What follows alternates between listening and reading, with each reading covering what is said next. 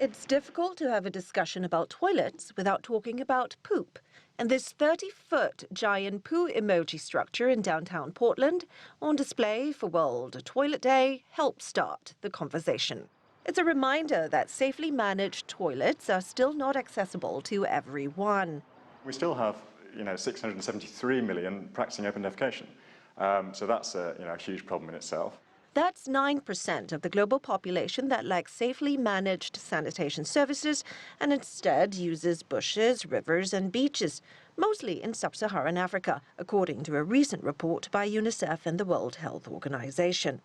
Very often it's the poorest and most marginalized populations who lack these services, and therefore they're facing the biggest risks. They're the ones who are exposed to unmanaged waste in their environment, and if they're growing up in that environment, then it can have very serious impacts, especially on young children.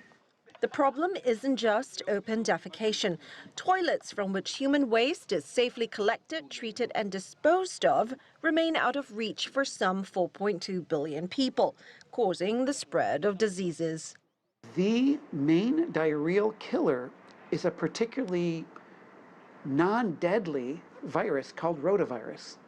And that was the case in 1980, and it's the case today. So the problems people are facing in those poor pockets that don't have adequate sanitation in their community today are these very same problems or pathogens that we encountered 10, 20, 50 years ago. The solution seems straightforward.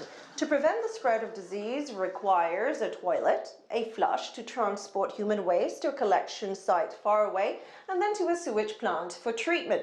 So why has it been so difficult to make sure everyone has access to safely managed sanitation systems like this one? Well, the answer goes beyond funding. Inequity and the lack of education are among the key barriers.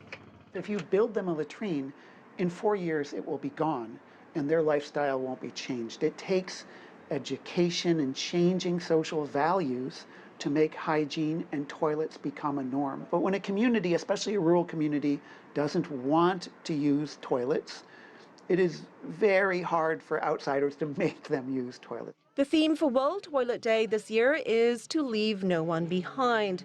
But experts say in order for everyone to have safe toilets by the UN's target of 2030, the current rate of progress needs to be ramped up threefold.